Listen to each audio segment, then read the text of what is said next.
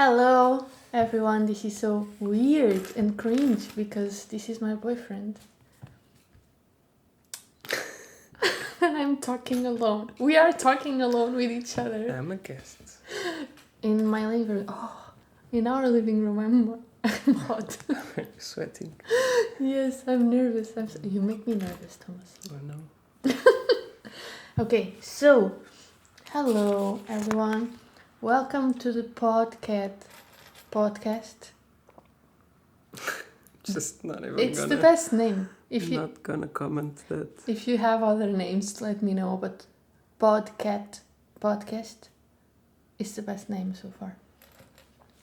So today I'm bringing you a guest, Tomas Almeida. Yes, hi. Tomas is. I am Tomas Almeida. That's who I am. That's why you're here. Tomas is a composer, and he's also my roommate. Your roommate? I'm her boyfriend. Sorry, that's not. And this is the third episode of the podcast is difficult to say. You dig your own grave there. Because this is the third episode, and I asked you what you wanted. If you wanted books, if you wanted something philosophical, if you wanted a guest. And since everyone chose everything and there was no winner, I decided to make the three of them. And so prepare yourselves. Actually, the first time I heard a podcast ever, I was in a bus. So if you're in a bus going home, I hope this is a fun ride for you. If you're preparing to do the dishes or if you're doing something, I'm just giving you time to be ready to prepare yourself. And basically today we're gonna talk and make Lego at the same time. Thomas, what are you doing? I'm making a tree. Well, no, it's just the trunk. That's just your wand. Yes. Why are you lying? I'm making a Rivendell castle. It was my Christmas gift. It's very pretty. It's very big and pretty. Yes, it is. And I'm making a mandragora. She will say various names. Because this is Lego. a mandrake. Yes, you see, second name. Can you see it? She's so cute. She will move. Yes. And her feet also move. It's so cute. It's very cute. So, what I wanted to talk today with you, Thomas. Thomas doesn't know about this. I'm showing him this philosophical thought for the first time. I wanted to talk about... I was just making the Lego, and then she wanted to do a whole thing. And now you're instantly This is on top of my things. Yeah, but here's how we do Lego. Lego in the center, manual in the right, building stuff in the left. But this is not even in your table. Manual in the right. No, I'm left-handed. It doesn't matter. You now need to switch. No. I always build my Lego. We like cannot this. be in the same class. Yesterday this I would didn't bully happen. you. I wouldn't let myself be bullied. I would be so mean and horrible person that you would never speak to me again. In You're school. mean. You know. Okay, so what I wanted to talk about today is about something like... Wait, no, what I'm doing, this will be cut. Yes. I wanted to show you something. Because this has something to do with my philosophical thought. Okay. I'm doing this, everyone. I'm doing the most beautiful knitted jacket. I started knitting last year. And I'm doing this. Look. Isn't it beautiful? Oh, It is. so nice. And today I started doing one sleeve. And I already have this. And as I was doing the sleeve of my jacket, I was so bored. I was so bored. I was falling asleep. I was like, this is the most boring task I've ever done in my life. And then I thought, well, but the last thing I made, it was not boring. It was actually very exciting. Isn't it nice to be bored sometimes? It means you have a peaceful life. That's what I want to talk to you about today, because... I agree then. Let's move on. No, there are two things. There are two theories. No, there are two ways of facing and living your life. Way number one... Wait, two ways or of what?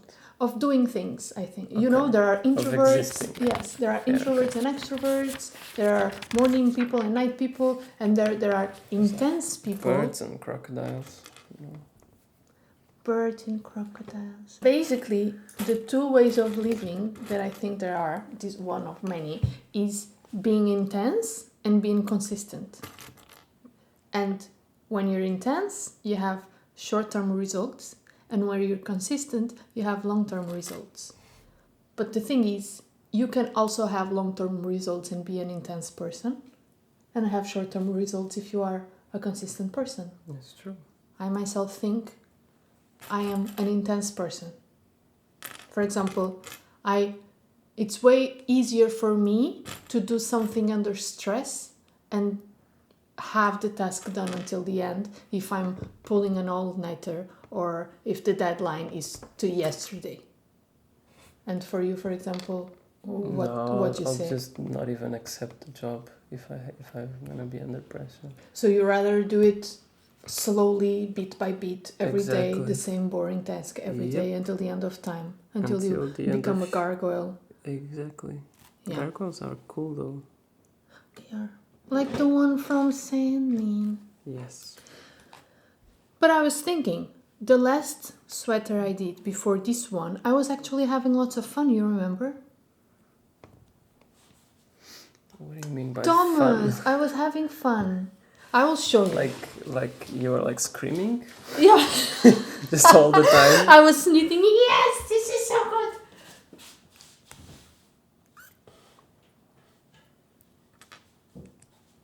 I will show you. I also cannot forget to speak because some people don't see this video. So the first sweater I showed, the one that I was bored with the sleeve, is all blue. The stitches are all the same. Very cute. The other sweater I did before this one is like this, full of colors. And I remember I was knitting the first part in brown. Then I got bored. I switched colors to another one. Then I got bored. I switched colors again. And there was a time in my path that I was like, oh, I want to finish this brown again so I can put green. And then after that I will put black. And then I will put purple. I was so excited with all the changes in my very monotonous project. So I was wondering, do you think there's a way of doing long-term consistent projects in a very intense and fun way? Because I think that's kind of contradictory. I know it is, but otherwise I will not do it. For example, comics. It's everything I want to do. For you to make a comic, you have to be working 5 years on the same project. Mm-hmm. And it's very boring after a while. Maybe if you look at it a bit different and instead of complicating the things you're already doing, why not do lots of projects at the same time and then you switch between them? I tried that. But the problem with doing various projects at the same time is that I think I never finish any because I keep changing and then I keep adding new. So what's the answer? Adding fun challenges to your boring task. But then you have that other problem that will you do it? Because if you're like me, intense like me, and the challenges are imposed by you, doesn't really matter. You're like, yeah, I had this challenge, but it doesn't give me that rush, that fuel to keep working. Like, what if I do it with someone? Mm-hmm. Like, imagine if I had someone that said, yes, I really want to work on my comic as well. Every Friday, let's work together on this project and let's have a deadline. You have that companionship with other person.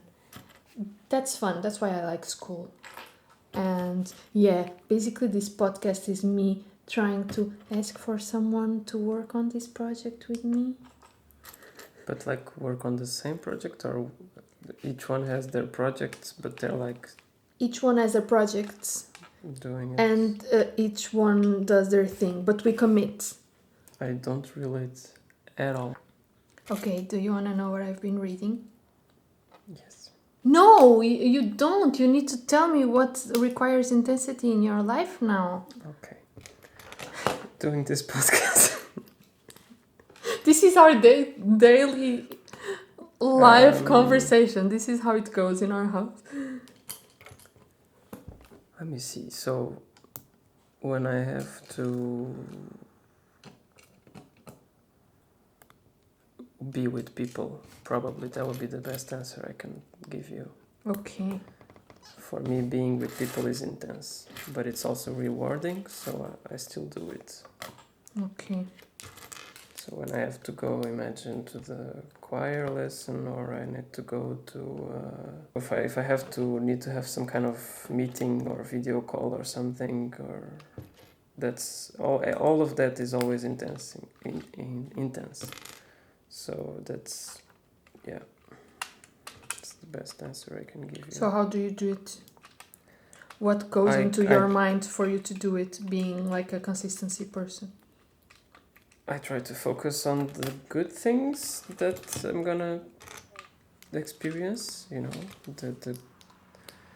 like I try to focus on the,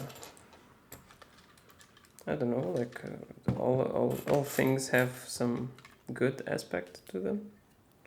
For example, if I go to the choir, I know it's gonna be tricky because there's a lot of people there, and then I have to be with people. But I know that I'm gonna hear them sing, and I'm gonna be singing, and we sing together, and it sounds so pretty, and I love music, so that brings me a lot of joy every time I go. So it kind of balances the things. Okay, so I'm gonna tell you now what I've been reading, because you asked me that. I don't know if we have anything else to say about this subject, other than please reach out if you want to work on a comic and you want to do it together, because I really want to finish it this year. So, moving on. First book that I want to talk about is Making Comics by Steve McCloud. So, Scott McCloud. I'm so sorry. Making Comics by Scott McCloud. So, I first heard of this book from Ramiro. He gave me a PDF of this book to me and some friends back then, and when I finally saw it selling like for real and I knew I wanted to make comics, I bought it, and it's awesome. There's only one one chapter that I don't like. It's when he talks about expressions and stuff. Lots of people love that chapter. I just don't. I was like, I don't like this so much, but it doesn't downgrade the 5 stars that I'm giving to it. I'm also actually giving it 6 stars, not 5. 6 stars. 6 stars? It's 6 stars out of 5. Out of, wow, you love it very much. Yeah, I love this book. He has another book that's Understanding Comics. So basically, this book teaches you how to make comics, but not how to draw comics. It teaches you how to tell a story in comics. And he studies a lot other artists and shows you examples of other artists' work, which is very good for you to get to know other work. And he gives you exercises or explains you with drawings exactly what he's trying to say. And if you read these and then try to do your own comic following his rules, you really get ahead. There's one thing he tells here that really stuck in my mind and helped me moving forward in my comics. That is, each panel furthers the plot. So whenever I'm stuck and I'm like, oh, what should I draw next? And sometimes I'll be stuck with, I will draw a cup of tea now to set the mood, over and over again. After reading this, I was like, okay, maybe 16 out of these panels are useless and they don't need to be drawn unless you want to set the mood like the Japanese do. And he also explains how to do it in this book. It's amazing. He explains everything. He explains why panels that have, those squares, I don't know the name in English, but the squares where the images is. Mm-hmm. Sometimes they go and they bleed out of the page. He explains you why that's important. I won't tell you so not to spoil you. And, well, I will tell you, it's better because I'm not spoiling anything. Basically, it makes you be inside the page, like you're with that person. And it really fascinated me because he shows you the same image without bleeding and with the bleeding, and as he's explaining it, he's showing you, and you're like, yeah, it makes sense. It really is different. Like, making panels just because they look cute won't get you anywhere. So this is a good book. I really recommend. And some of the workshops I'm doing now are exercises out of this book that I've been doing myself. So it's also a great teaching tool. Amazing. I have the PDF, the online PDF of this. I will leave it in the description. You also can find it everywhere online. I know it's not good because you're not paying the author directly for his book, but there are worse things happening than reading books for free. So yeah. Do you have one book that you want to show? I've been reading a lot of manga. This is Call of the Night. I decided this year that I was going to buy a new manga volume every month. I have a bunch of collections that I want to complete. So every time we live in the countryside, so every time we go to Reykjavik, they have a store with a lot of books and manga volumes and collections. So I'm going to go and I'm always going to buy one. Yes. Or two. And so I bought the first one to try it, and well, I really, really liked it. It's like a 4.5 out of 5.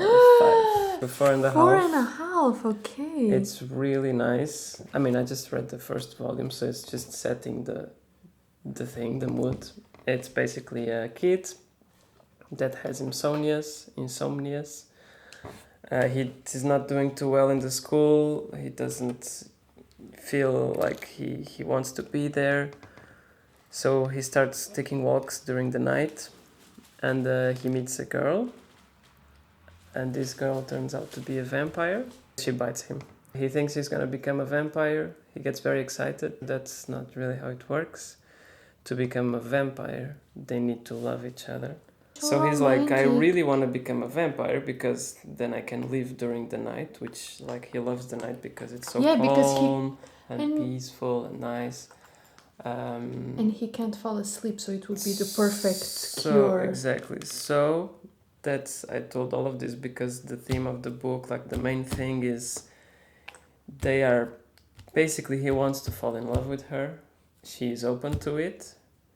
So it's like they are both kids in a way, and they are learning to fall in love. She knows that he's going to fall in love with her. Like, how do they stick together after she bites him? She kind of takes it jokingly because she's like, yeah, this is not going to happen. But then when she keeps going every night and they keep meeting and just walking around and stuff.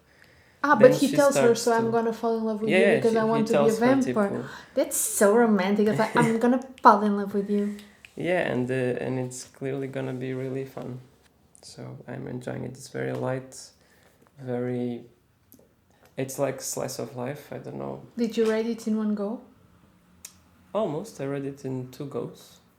The first time I was in bed already, ready to go to sleep, so I just read a little bit. I was tired. And then I read the rest the next day, just in one go.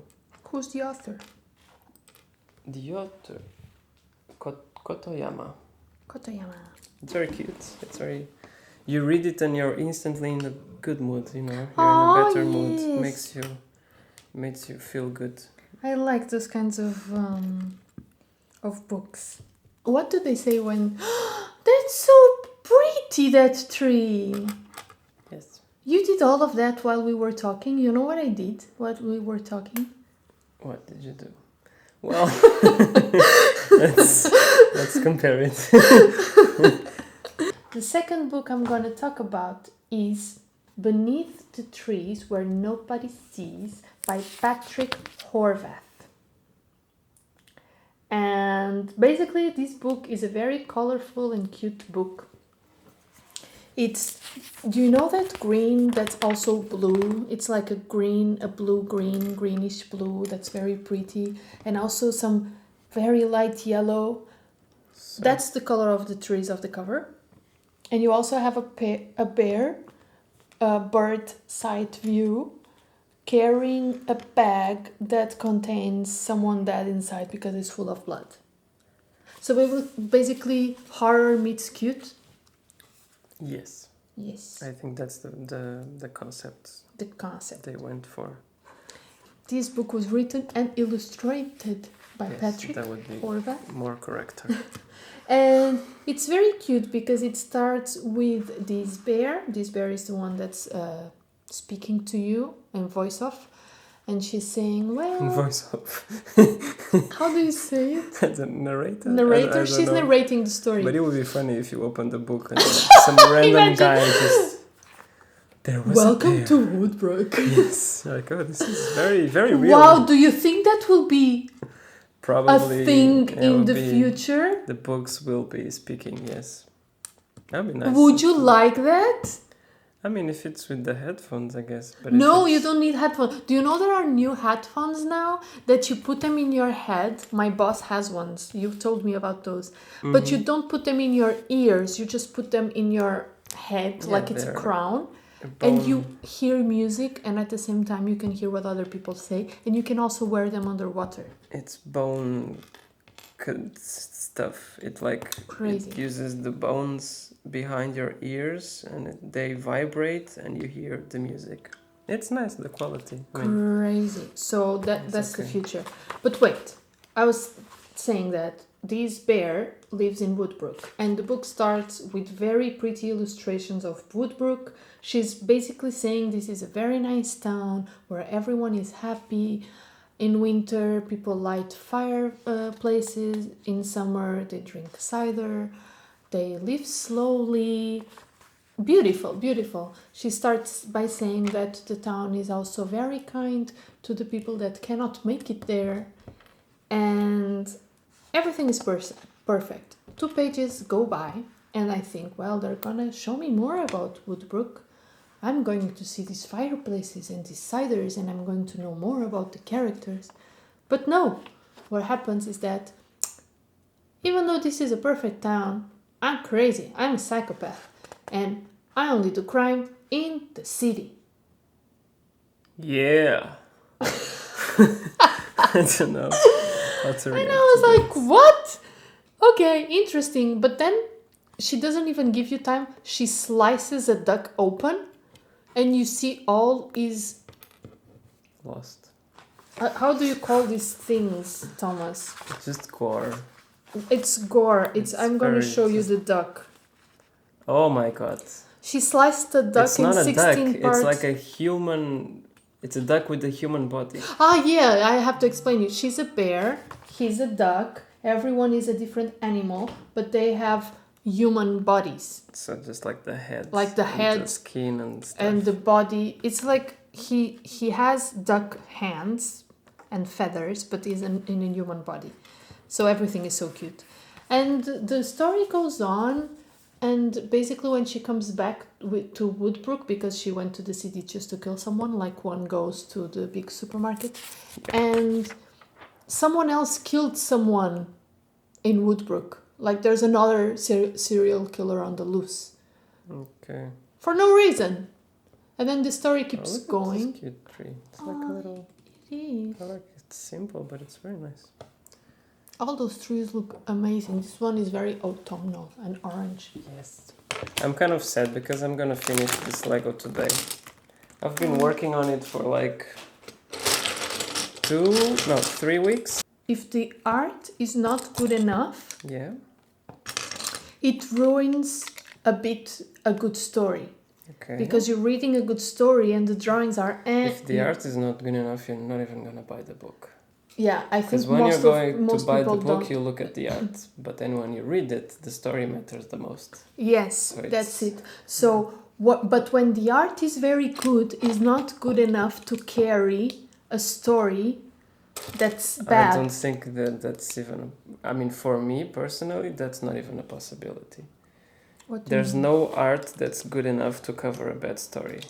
Even if it's Yeah, like right. You just feel like it's futile. Like Yeah. it's a person that's very It's not. pretty with no good interior. But this is very mean. And we're being very very mean to this author. I hate this. I hate when people talk bad about books because it's a hard work. I'm trying to make a comic. It's hard work. Whatever he did is 3 million times better than whatever I ever did. Like, I don't want to sound rude. I just want to say that I'm sad because Yeah, but this is a review. You need to it is, but I'm say being your mean. honest opinion. Yeah. If he was my friend, I don't know if I would be like this. Maybe I would say, if he was my friend, I would say, look, I think he would appreciate Patrick, the I think the you. criticism. Yeah, but how can we say this if he was our friend? Maybe we could say, Patrick, you should. So yeah, the art is beautiful, but you should work more on the story. Because I don't care about the character. Because yeah, I don't like, see a it point in her it killing the didn't characters. Hit me. It's like not. Yeah, I think since I've been reading a lot about storyboard and I'm obsessing with this podcast that's called You're a Storyteller, that you really should watch and listen. He's in the first episode, he says every story has 3 acts. In the first act, you tell everything a person needs to know to understand the second act. That's where the action happens. And then the third act only hits you, only lands perfectly if you have the first act figured out perfectly. So basically what happened to me was this. The first act didn't have everything I needed to know about the character, or what did wasn't good enough for me to care. And then the second act was good. It had a lot of action. But then the third act didn't hit me because I was like, what was this for? Because Dexter, for example, he kills people, but you know why, and you understand his reasons, and you even find it funny. With her, there was nothing like that. And that's what you were saying to me the other day. People sometimes try to be original, and then when they're too original, they fail some basic things that they need to follow. Too hard to just be original, and then they forget the basics. Yeah. For the people that are only listening to this, you won't see my mandragora. But if you have the video nearby, this is the time to look at the screen. Because look, It has arms. she's born. Now I'm one of those creators of Frankenstein. I'm like Mrs. Frankenstein. This is my creation. Finally, I started reading The Sandman. It's supposed to be a classic comic books collection by Neil Gaiman. Who's Neil Gaiman? What did he wrote besides Sandman? Neil Gaiman, I really like him. I think I read pretty much almost all of his books. So he's known for American Gods, Coraline, Stardust, Neverwhere, The Ocean at the End of the Lane. You do know a lot. Just a bunch of books, and he writes just beautifully. Okay. I really like him. Yeah, and he has this collection, The Sandman, which became kind of a classic of the comic book world. And I read the first one. I'd promised to uh, gave me the collection. So like every I time like every time you talk about it, you say that, so I Yeah, don't forget. exactly. Because by the way, I finished the first one. Yes, you did. I promised Thomas as a present gift. I offered him 2 books, and I said, "My gift is to offer you every book of the collection until it finishes." Yes. So when I finish one, you give me the next one. Yes. Oh, she has one leg. She has one leg. She's so And cute. it's just, I'm not sure how to describe it. It's supposed to be horror, and it is horror sometimes. But more than that, it's just beautiful. It's like, it's about the dream, kind of a god of dreams, and it's just exploring the most abstract, but at the same time But real. where does he live? He lives in his world. Like every god has his kind of realm, Mm-hmm. and he has this realm of his. It's like Disneyland. No. I love it a lot. They made like a first season TV show. They have 1 season, and I also recommend it. It's amazing. We are watching it. And yes, I just want to keep reading. Do you think he's a good person, Sandman? He's not a person. He's like a being. I like him. I think he has a lot of potential to become a great being to help. You're talking about him like he exists, Thomas. You know he does not exist. You don't know. You know, he's the god of dreams. Maybe when you're dreaming, he's like it all exists because of him. Okay. I guess, yeah. So I recommended it. I would give it 5 stars just because it's so. There's nothing that's gonna come close to this. Even if you don't like the story, you will immediately recognize that this is something very unique. Okay. So, yeah, you can yeah, not like the story and still say no. This is good quality. You can not like the story and be like, yeah, but I get it. It's 5 stars. I might prefer the story of Call of the Night, but I just the whole time I'm reading Sandman, I'm just like, oh my god, wow, oh this is amazing, oh my god, this is so good, this is so well written, this is so pretty, this is genius. I did something wrong again. Don't laugh at me. I think this is the most used sentence in this. Because look. So, something is missing. What's up? Tokyo Ghoul is one of my favorite mangas. Well, I guess today most of the books I'm talking about are like comic books or mangas, but I also read other stuff. Tokyo Ghoul illustrations, he calls it Zaki. Don't know why. But it's just a book that has like some illustrations for the covers and some things that were not released, and I really like his art style. These are the books you see when you go to have lunch in your cousin's house and everyone's talking and they have this book in their shelves.